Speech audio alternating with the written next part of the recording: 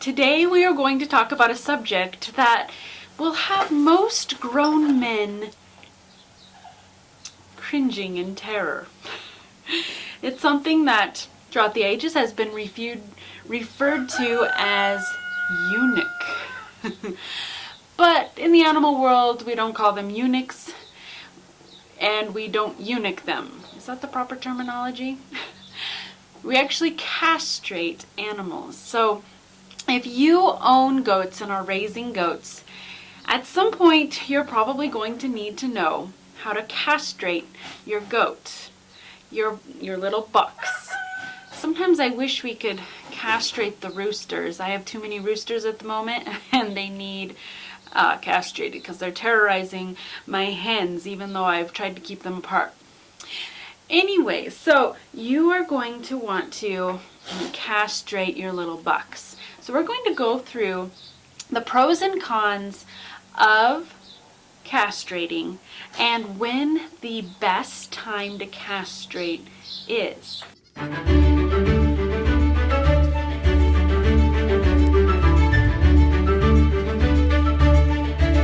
If you were ever to come to our property and you were to hear my husband say, "Go get the green Cheerio," this is what he would mean. This right here is a green Cheerio. It's a castrating band. It is something that is put on something like this that spreads around and is put around, hey mama. It is something like this that is put around the testicles of young bucks. This is actually a common question. It is a question that was recently asked in our Raising Goats for Beginners course. And this gal actually asked the question like this. She said, "I am so amazed that at 3 weeks of age, the buck kids are acting quite mature.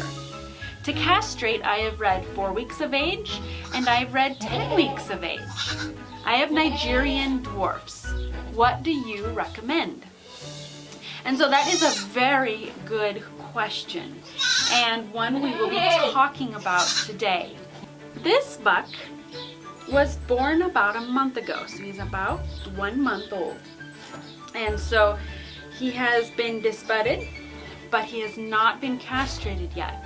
This is a very important part of this castrating discussion, is when should you castrate? When is the optimal time?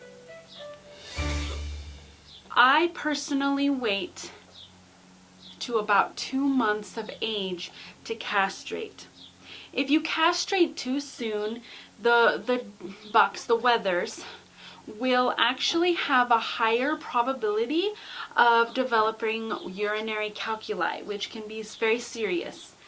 So when you castrate them, when the green Cheerio is put on, or if you do choose to cut open the sac and remove the testicles, that is another way to castrate. However way you do decide to castrate, just know that when that is done, it slows down the development of their urinary tract. And so if it's done too soon, their urinary tract might end up being too small, and then they will develop the urinary calculi. And so that is one reason you don't want to do it too soon. Allow their bodies to develop as much as they can before you do that, which about 2 months of age is a good time. But you can do it as early as 6 weeks. So don't do it any earlier than 6 weeks, and then, you know, hit between 6 and 2 months at least before when you decide to do it. So give them at least that much time to develop before you castrate them. Keep in mind that you stinker. Keep in mind that, like I said, this guy is about a month old. and they are already riding each other and acting very bucky. So it starts at an early age. And Nigerian dwarfs, if you own and raise Nigerian dwarfs, just know that they are a year-round breeder.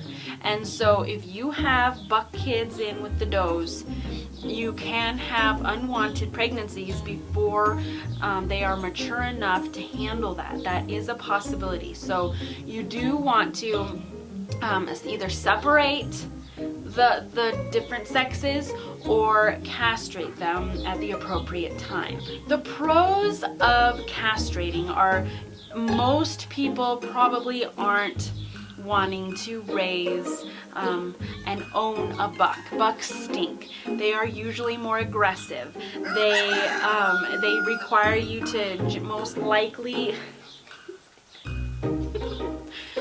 they require you to keep the does and the bucks separate, and especially if you're wanting to really pay attention to when your breeding dates are and when you'll be kidding and like all of that. So adding a buck to your property is a big decision, and so most people are not going to want to own a buck. So but to have a cute little guy like this that's weathered, that won't stink, that won't be aggressive, that won't be riding the does all the time and chasing them and flapping their lips and won't be terrorizing your own children, these guys are great options when they're weathered, and so they can really be an awesome choice.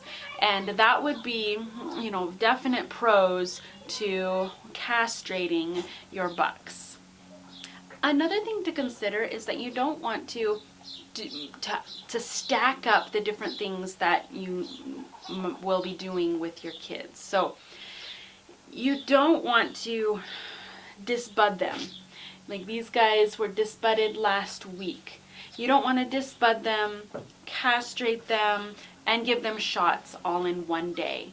That can cause, I mean, that's a lot of stress on their bodies and can cause unwanted problems. Like, I've never had any problems with, like, when I've disbudded my kids, that there was anything that came up. I mean, it does, you know, hurt for just a little bit afterwards, but usually quite quickly they are leaping and bounding, you know, pretty quickly that same day. And I've never had any problems with that. But I have known of people who have had sick goats and goats that have actually even died because of complications or some sort of reaction when they've given shots, you know, the vaccinations to their goats. So, and then, you know, I think that castrating them has a little bit more effect on them than the disbudding. You know, that pinching, I can only imagine how that feels. That cut off of the blood flow, the pinching, and just that feeling that they would get from the castrating, you know, kind of does put them in an uncomfortable position and just makes them feel uncomfortable for a couple days. So if you did all of that at once, thinking that, oh, we're going to save time, we're going to handle them less, that makes sense. It actually puts a lot of stress on their bodies, and you can't as easily target what actually happened if they do get sick or something goes wrong. So keep that in mind as you're scheduling out your plan for your goats and their health and their history.